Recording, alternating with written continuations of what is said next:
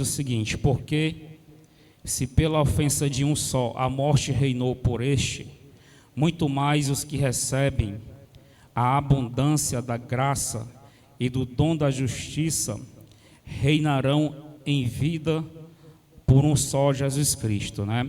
Ou seja, né, a ofensa, nós sabemos que o pecado ele entrou no mundo através de quem, pessoal? Através de Adão, né? Então entrou o pecado no mundo, tá certo? Sabemos muito bem disso. Então veja bem, Deus, não foi Deus quem fez. A serpente, né, o diabo tentou Adão e Eva e eles caíram no pecado, tá certo? Então assim entrou a morte através de Adão, entrou a morte por causa do pecado no mundo.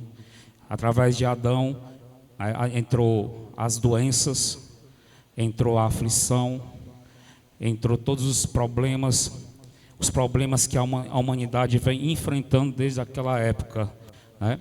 Começou a haver homicídio, né? O pecado estava tão latente quando Adão ele comeu o fruto proibido com a Eva, que o seu filho, a geração seguinte, Caim e Abel, Caim matou Abel por causa da inveja. Então era Caim e Abel, era a segunda geração. Primeira geração da humanidade, Adão e Eva, eram duas pessoas. A segunda geração, Caim e Abel. Estou certo ou estou errado? É isso mesmo? Caim e Abel, a segunda geração. Então agora a segunda geração tem 4 pessoas. Agora é Adão, Eva, Caim e Abel. Aí a inveja entrou no mundo. Olha, desde o princípio. A inveja que fez com que um irmão matasse o outro irmão. E assim foi entrando os problemas, foi entrando a prostituição, a idolatria, a imoralidade, o roubo. Então nos dias de quando chegou nos dias de Noé, a Bíblia diz que o homem ele vivia pecando, né? Vivia pecando e não cessava de pecar, né? Ele vivia pecando no coração, na mente, nos atos, nas atitudes, de modo que Deus resolveu destruir, acabar com a humanidade. Isso ainda no princípio, na geração de Noé ainda. Então Deus ele se arrependeu, está dizendo, ele se arrependeu de ter criado a humanidade. Então veio o dilúvio sobre a terra, e destruiu a humanidade, menos Adão e a sua família e aqueles animais que estavam na arca. Então Deus começou tudo de novo, né? Deus começou a criar a humanidade, fez uma promessa para Noé que nunca mais destruiria a terra com água. Nunca mais ele destruiria a terra, nunca mais ele enviaria dilúvio sobre a terra com água, tá certo? Então assim começou a humanidade, pecando, fazendo as coisas erradas, cometendo iniquidade, desagradando a Deus, e com isso entrou a maldição no mundo, entrou as enfermidades, entrou os problemas, os homicídios, tantas coisas ruins, catástrofes naturais, né? Tantas coisas começaram a acontecer na terra devido à rebeldia da humanidade, certo? Então aí estava abundando o pecado. Pecado através de um homem, Adão. Então o pecado ele estava transbordante na humanidade, transbordante.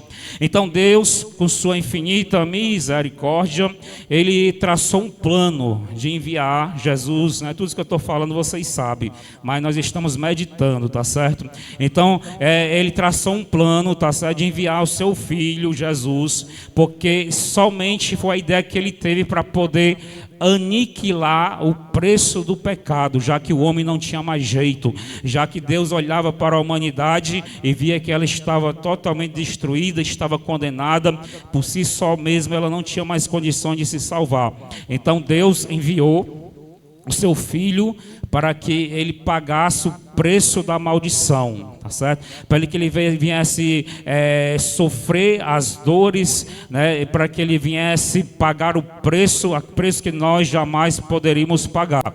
Ainda que não é porque a gente não aguenta, Jesus veio para a cruz, porque a gente não aguentava ir para a cruz, aí Jesus não.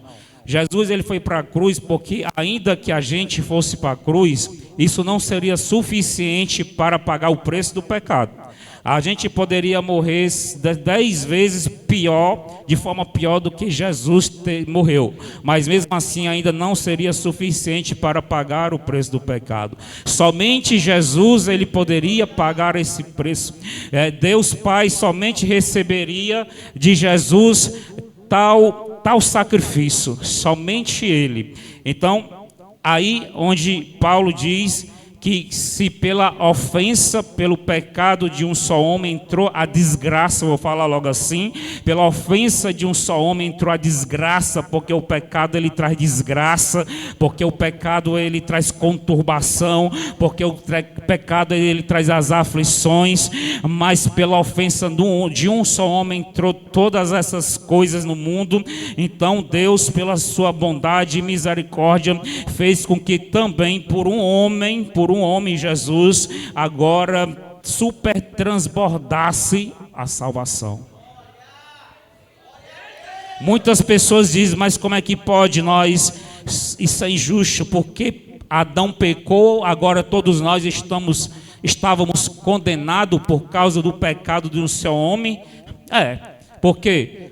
Porque o Adão pecou e as maldições entraram do mundo por causa do seu pecado. Porém, o homem que veio depois de Adão continuou pecando e pecando bem mais. Adão pecou porque comeu o fruto proibido. E a geração seguinte pecou porque matou o próprio irmão. Tem como as gerações depois de Adão apontar o dedo para Adão? Tem como a geração de Caim apontar o dedo para a geração de Adão? Adão é pecaminoso, Adão é monstruoso porque comeu o fruto proibido. E Caim que matou o irmão? E a geração de Noé que não acreditou na palavra de Deus? E a própria geração de Noé ainda que vivia de iniquidade em iniquidade? E as gerações até hoje, o homem ignorante hoje, ele tem a maldade, né? Tem a maldade no seu coração. Ele tem a maldade no seu coração, né? O homem ignorante espiritual hoje. Então não tem como a gente dizer, não, mas é injusto que as maldições, as doenças, as desgraças têm entrado no mundo por causa do pecado de Adão. Se ele pecou, que ele pague o preço. Nós não podemos fazer isso porque as nossas gerações fizeram pior do que ele. Imagine só que se quem tivesse ido para o jardim do Éden fosse Caim e não Adão. Imagine só se quem tivesse ido morar no jardim do Éden fosse Saulo de Tarso e não Adão.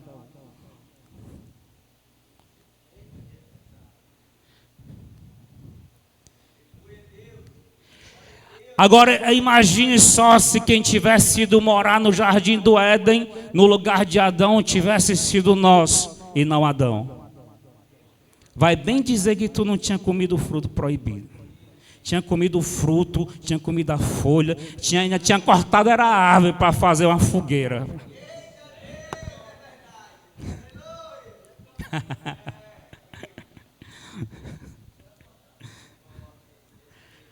Aí mesmo assim, para que nós entendamos o tamanho da graça de Deus, e mesmo assim, Deus, Ele olhou para a humanidade tão falida e resolveu elaborar um plano.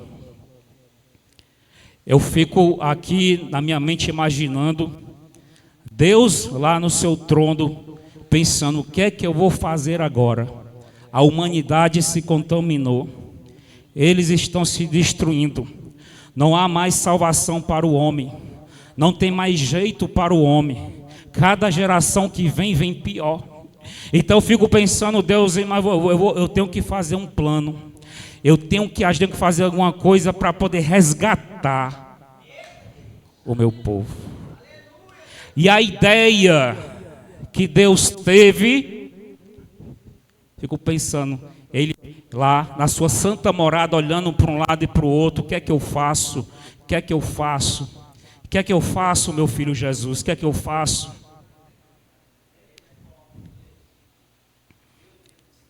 E de repente veio a ideia. Nós sabemos que é um só Espírito. É o Pai, o Filho e o Espírito Santo. O Espírito é o mesmo. O que muda são vamos dizer assim, o que muda é o que cada um faz. O que cada um faz. O Pai, ele idealiza. O Filho, ele executa o plano do Pai. E o Espírito Santo, ele manifesta a glória, que eu digo a glória. Glória é sobrenatural, glória é mar se abrindo, glória é água saindo da rocha, glória é um câncer desaparecendo, glória é milagres acontecendo. Então, o Espírito Santo, ele fica com essa parte. Jesus é quem executa todo o plano que o Pai faz. E o Pai, como eu já disse, é quem idealiza o plano. Então, eu pensando aqui, meditando, e Deus Pai, o que é que eu vou fazer para resgatar a humanidade? Então, ele olha para Jesus, estou conjecturando agora. Então, ele olha para o seu filho Jesus. E acredito que se nessa hora ele teve a ideia de enviar seu filho Jesus, de fazer ele homem, eu acredito que na hora que ele olhou, fixou os olhos para o seu filho, então seu filho também pensou a mesma coisa, porque é um só Espírito. Quando o pai pensou, vou ter que enviar o meu filho, infelizmente, eu acredito que na mesma hora veio ao pensamento de Jesus, pai, eu vou. Um espírito testifica com outro espírito, mas entre o pai e o filho, o espírito é o mesmo. O que um pensa, o outro está pensando, é online.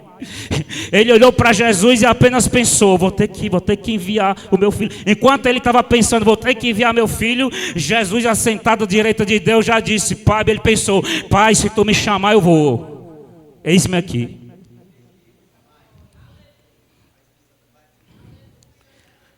Conjecturando ainda, eu fico pensando se quando Deus olhando para Jesus e Deus sabendo que Jesus já sabia o que ele queria falar, então Jesus, pai, eu já sei.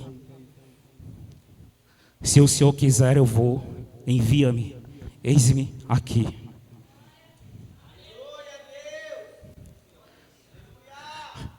E agora Deus elabora um plano para resgatar a humanidade. O plano está elaborado. Aquele que executa o plano, Jesus, ele já disse, eis-me aqui, eu vou.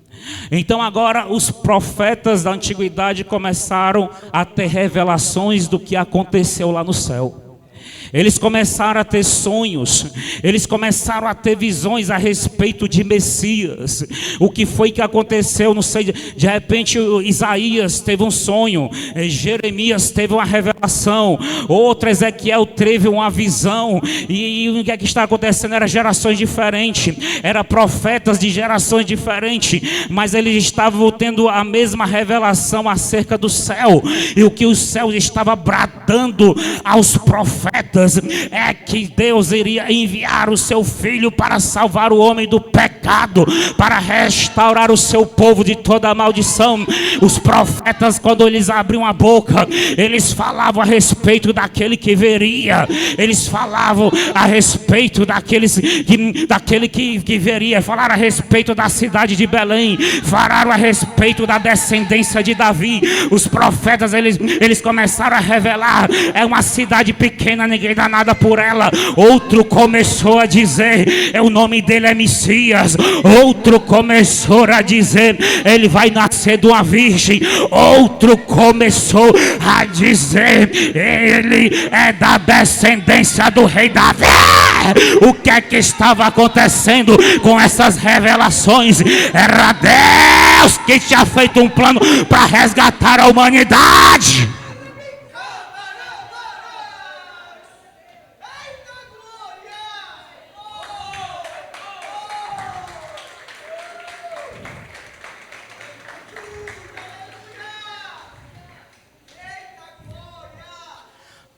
Aí ele começou a executar o plano, já que agora a sua vontade já estava no coração e na boca dos profetas.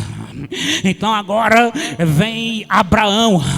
Deus diz para ele: Abraão, sai da tua parentela e vai para a terra que eu te mostrarei, porque de ti serão benditas todas as famílias da terra.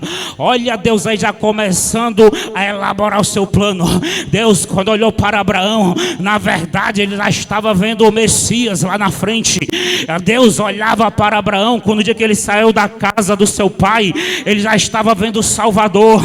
Deus, quando levantou Abraão, Deus, quando fez promessa para Abraão, Deus, quando disse para Abraão aos 90 anos de idade: tu ainda será pai, a tua mulher Sara ainda será mãe. Então Deus, quando viu Isaac, ainda antes de ser gerado no ventre da mãe, Deus já estava vendo o seu plano executando na terra, porque de Abraão, de Isaac, de Jacó, de Davi, da descendência de Davi, veria ele sairia do trono que estava à direita do Pai e vinha executar o plano para resgatar a mim e a ti. Aí Paulo, depois de ter visto todo o plano sendo executado, Paulo, depois de ter lido as escrituras de Isaías, dos profetas, Paulo, depois de ter visto o plano do Pai em terra sendo executado, agora ele olha e diz: ei, aonde abandona o pecado, superabandona a graça. Os profetas do Antigo Testamento diziam: ele virá. Os profetas do Novo Testamento, eles pregavam: ele veio, ele veio, ele veio.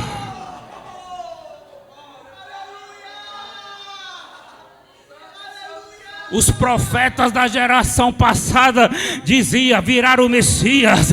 Os profetas da atualidade, eles pregam: ele veio, olha para ele veio, anima-te. Os pregadores da atualidade, eles pregam: ele já veio, levanta o teu rosto, ele já veio, anima-te o teu coração, ele já veio, ainda tem salvação para a tua alma. Ele já veio, ainda há esperança, tem esperança, porque ele já veio. Essa situação não vai permanecer assim, esse negócio não vai permanecer assim. Isso não é para a morte, mas é para a glória de Deus. Abaçou. Aí.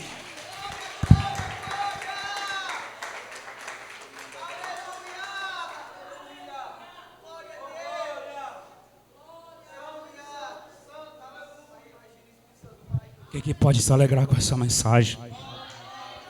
Quem que pode? Não há nenhuma acusação contra aqueles que são filhos de Deus. Não há nenhuma acusação contra aqueles que não andam segundo a carne, mas andam debaixo da graça. Não há acusação para a tua vida.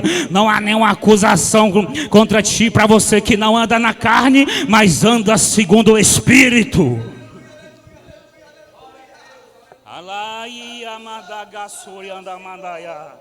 Aleluia. Vamos ficar de pé para poder dar o desfecho final.